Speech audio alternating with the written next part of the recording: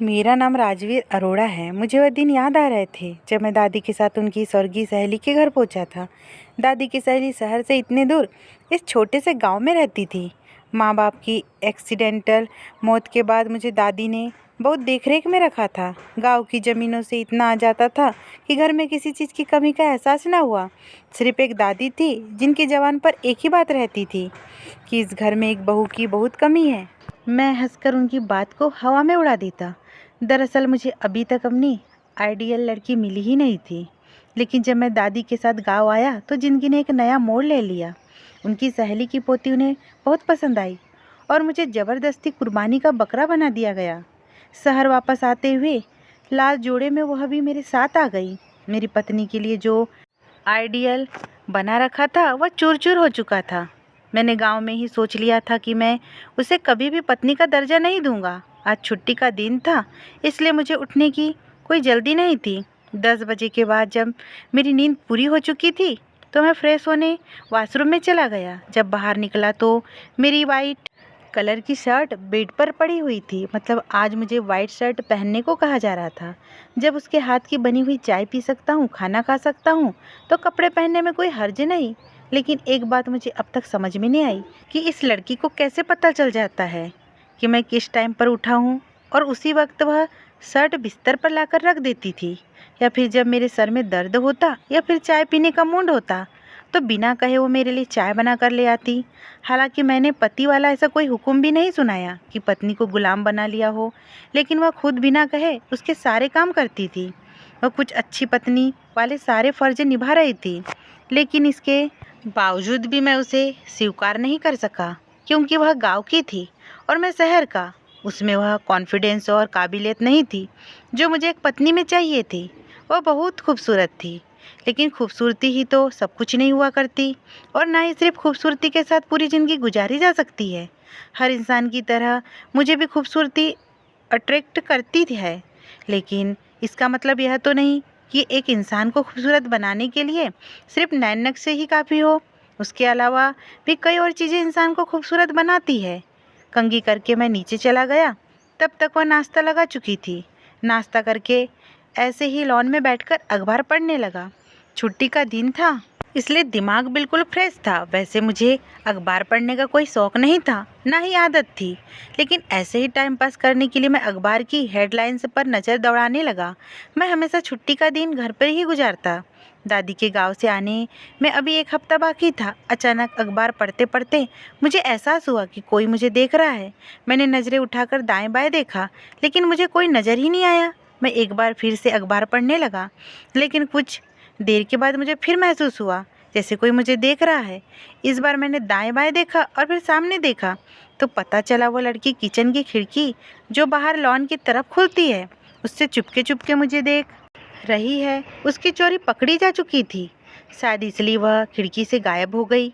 मुझे कुछ अजीब सा लगा। 2 दिन पहले जब मैं सुबह के वक्त सो रहा था, अचानक एक आवाज़ से मेरी आँख खुली। तब मैंने चादर के अंदर से ही देखा वो लड़की उसे बड़े गौर से देख रही थी। क्या वह हमेशा मुझे ऐसे ही घूर कर देखती है? लेकिन क्यों? दिमाग यह समझने से खाली था। मैं इन्हीं सोच में उलझा बैठा था कि वो मेरे पास आ गई। उसके कपड़ों से आने वाली खुशबू अपने बिल्कुल पास महसूस कर सकता था। शायद वो परफ्यूम इतना लगा कर आई थी कि जैसे नहा कर आई हो। परफ्यूम के साथ साथ कपड़े भी अच्छे पहन रखे थे। वह चाय लाई थी। उसने गौर से मेरी तरफ देखा।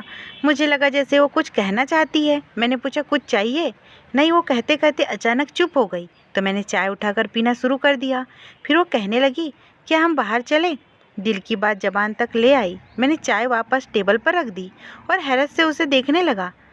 कहाँ? जी, वो मौसम अच्छा है तो मैंने सोचा बाहर चलेंगे, जैसे फिल्मों में हीरो हीरोइन जाते हैं।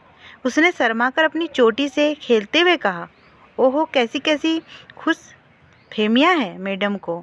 मैं तो हीरो लगता ही हूँ। पता नहीं खुद को किस फिल्म की हीरोइन समझ रही है। मैंने चाय का सिप लेते हुए अंदर तज भरी हंसी से कहा, नहीं, मैं ज़रा बिजी हूँ, रूखेपन से जवाब दिया। फिर उस लड़की का चेहरा बुझते हुए देखा। जहाँ थोड़ी देर पहले खुशी के रंग नजर आ रहे थे, अब उदासी थी। उसने जानबूझकर नज़र चुराई और वो भागती हुई अंदर चली गई। मैं जानता था कि अब किचन में कोई कोना पकड़कर रोने का शौक़ पूरा करेंगी। मैडम, मैं काफ़ी देर तक वहीं लॉन में बैठा रहा। फिर अंदर जाकर टीवी खोलकर बैठ गया था। साथ ही इधर उधर भी नज़रें दौड़ाने लगा। कहाँ गई, नज़र ही नहीं आ रही है। मैं उसको देखना चाहता था। फिर पानी पीने के बहाने किचन में चला गया, वहाँ भी वह नज़र नहीं आई। फिर कुछ सोचकर अपने कमरे में गया, मगर वहाँ पे भी नहीं थी। यूं ही ढूंढते ढूंढते एक कमरे के पास से गुजर रहा था कि अंदर सिसकियों की आवाज़ सुनकर मेरे कदम वहीं रुक गए। मैं दरवाजे से कान लगाकर सुनने लगा। वो खुद से बातें कर रही थी। प्रभु, हमेशा मेरे साथ ही ऐसा क्यों करता है? तू इतनी बड़ी दुनिया का मालिक है, एक छोटी खुशी भी मुझे नहीं मिल सकती। तू तो सबका मालिक है ना, जो चाहे कर सकता है, सब कुछ तेरे पास है, फिर मेरे साथ ऐसा क्यों कर रहा है? मैं दरवाजे से हटकर वापस सोफे पर जाकर बैठ गया। पता नहीं क्यों मुझे उस लड़की का रोना अच्छा नहीं लग रहा था। अब मुझे अपने बर्ताव पर पछतावा होने लगा। आखिर क्यों मैंने उसकी बात नहीं मानी? क्या हो जाता अगर मैं उसके साथ बाहर चला जाता? वैसे भी वह कौन सा मेरी जीवन भर की साथी है, कुछ दिनों के लिए ही तो है इस घर में। एक बात तो मैं शुरू से अपने दिमाग में बैठा चुका था कि दादी के आते ही वह उनका लाया हुआ तोहफा वापस कर देगा। इसलिए हमेशा उसे देखकर यही सोचता कि उसके घर में हमेशा के लिए नहीं है। मेरे अंदर उसके लिए कोई फीलिंग्स से उतर कर नीचे आ रही थी। मैंने गौर से उसका चेहरा देखा, जहाँ कोई आंसू, कोई परेशानी नज़र नहीं आ रही थी। मतलब रियाली अपनी कमजोरी मुझ पर जाहिर नहीं करना चाहती थी। सुनो, जब वह किचन में जाने लगी तो मैंने उसकी आवाज़ दी, आज खाना मत बनाना, हम बाहर जाकर खाना खाएंगे। जी हम, उसने पूछा। हाँ हम, मतलब हम दोनों? ओके, वो मुस्कुरा दी। और हाँ, कपड़े भी अच्छे पहन लेना, अगर इस तरह के कपड़ों में बाहर जाऊंगी तो सभी हंस हंस कर मजाक उड़ाएंगे। जी वो मुस्कुराते हुए कमरे में चली गई। पता नहीं क्यों इस बार मुझको अपने अंदर सुकून सा महसूस हो रहा था। मैं अपनी ज़िंदगी में यही तो चाहता था, लेकिन इस तरह बिल्कुल नहीं। मैं अपनी पत्नी का हाथ पकड़कर सड़क पर पैदल चलना चाहता था, होटलों में खाना खाना चाहता था। हम दोनों 5 बजे ही घर से रवाना हो गए और लगभग 3 घंटे बाद लौटे। मैं क्योंकि थक चुका था इसलिए थोड़ा आराम करने अपने कमरे में चला गया। सब कुछ सामान्य रहा। एक दिन इस पगली सी लड़की ने मेरी पसंदीदा शर्ट जला दी।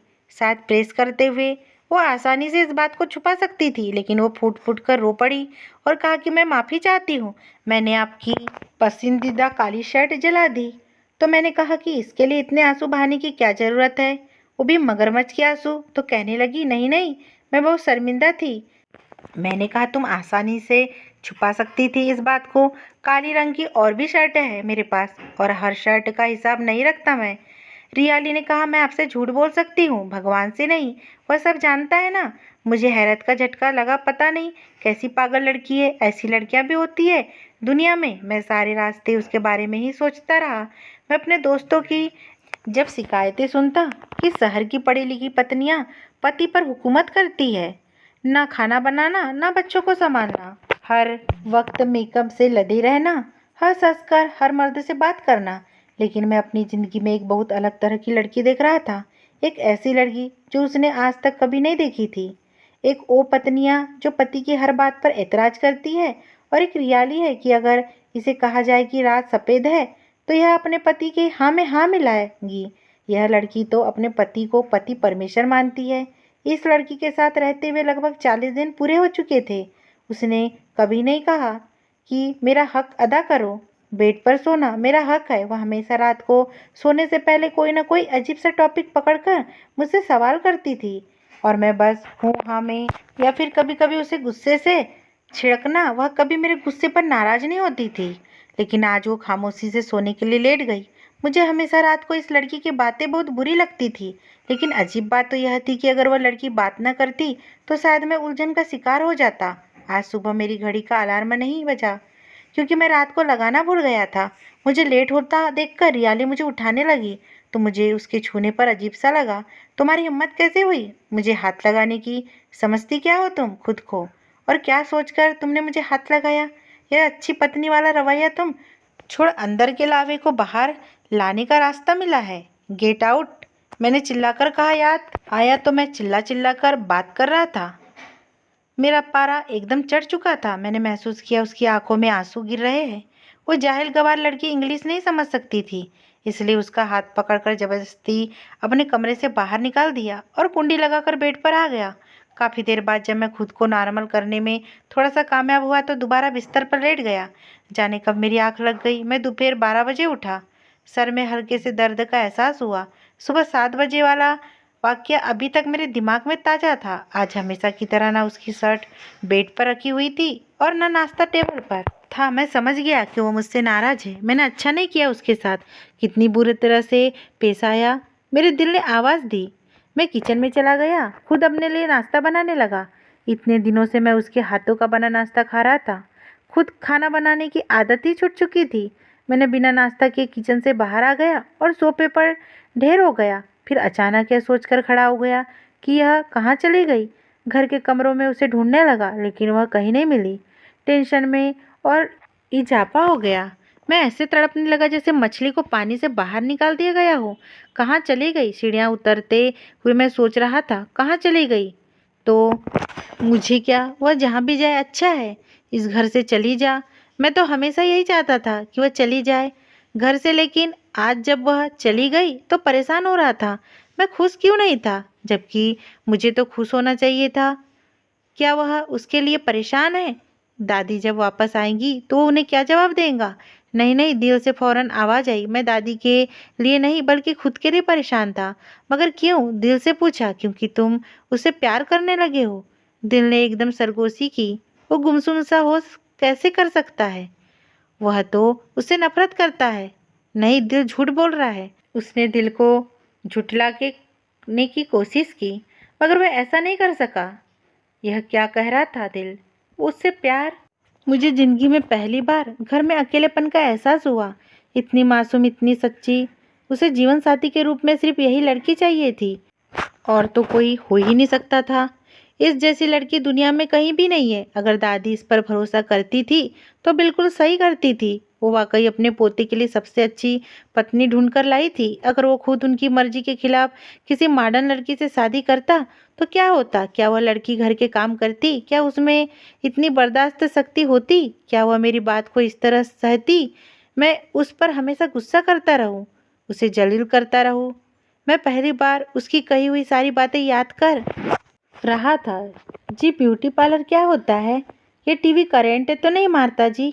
हमारे गांव में पहले मर्द खाने खाते थे, फिर औरतें उसका बचा हुआ खाना खाती है। जी, वह आपकी काली शर्ट जल गई है। आपसे झूठ बोल सकती हूँ, भगवान से नहीं। वह तो सब जानता है। आपसे झूठ बोलकर मैं बच भी जाऊंगी तो भगवान से कैसे झूठ बोल सकती हूँ? वह तो इतनी अच्छी थी कि उसने कोई शिकवा, कोई शिकायत नहीं की। लेकिन वो कहाँ चली गई? प्लीज़ वापस आ जाओ। मैं तुम्हें फिर कुछ नहीं कहूँगा। हम दोनों मिलकर मोहब्बत से पति पत्नी बनकर रहेंगे। मुझे अपने गालों पर नमी का एहसास हुआ। भागते हुए गया और गाड़ी में बैठकर रेलवे स्टेशन की तरफ रवाना हो गया। मैं फुल स्पीड में जल्द से जल्द रेलवे स्टेशन पर पहुंच जाना चाहता था। मुझे अपनी कोई फिक्र नहीं थी। फिक्र यह थी कि कहीं वह चली ना जाए। मैं भागकर रेलवे स्टेशन के पास जब पहुंचा तो एक बेंच पर एक आदमी बैठा हुआ था। एक्सक्यूज़ मी भाई, यह ट्रेन की टाइमिंग क्या है? तो उसने कहा कि जी वो तो निकल चुकी है। मेरी तो जान निकल गई। खून सूख गया, थक हार कर मैं ढेर हो गया। बीच पर कैसे जा सकती है वो मुझे छोड़कर? इतनी मामूली सी गलती की इतनी बड़ी सज़ा दे सकती है? काफ़ी देर तक मैं फिर से ढेर हो गया। अपने सर को पकड़ लिया। मैं कैसे रहूँगा उसके बगैर? मुझे तो वहीं बैठा रहा। फिर घर आ गया। घर आकर सोफे पर बैठ गया। उसकी आदत हो गई थी, जब मैं अपने सर को पकड़े बैठा था तो उसे किसी के कदमों की छाप महसूस हुई। मैंने गर्दन घुमाकर देखा तो मेरी सांसें रुक गई। सामने रियाली खड़ी थी। तुम कहाँ चली गई थी? कहाँ चली गई थी? तुम बताओ मुझे। मैं उसे पकड़कर झिंझोड़ते जितना भी गुस्सा करूं, लेकिन अब मैं तुम्हें कमरे से बाहर नहीं निकालूंगा। तुम मेरी दुल्हन बनोगी। मैं तुम्हें दिल से पत्नी स्वीकार करता हूँ। रियाली मेरा मुंह देखती रह गई। फिर उसने बताया वह सुबह उसके मुंह से निकलने वाले शोले सुनकर टूट गई थी। उसे लगा अब उसकी जिंदगी का कोई मकसद बाकी नहीं रहा। कमरे से निकलकर उसके बराबर वाले कमरे में जाकर रोती रही, और रोते रोते कब सो गई उसे पता ही नहीं चला। इसलिए जब वह आवाज़ दे रहा था तो उसकी आवाज़ वो सुन नहीं पाई। बहुत देर तक वह मुझे देखती रही और कहने लगी, मैं जानती हूँ आप मुझसे प्यार करने लगे हैं, बस इजहार नहीं कर रहे थे। इसलिए मैं आपको छोड़कर कैसे जा सकती हूँ? आपका गुस्सा सर आंखों पर, लेकिन आपको पता है मेरा दिल टूट गया था। आपके गुस्से से गुस्सा करे, लेकिन गुस्से में इस तरह मुझे मेरी नज़रों में मत गिराए। बेशक जोड़े वही बनाता है आसमानों पर, अपने इंसानों में कभी फर्क नहीं करता।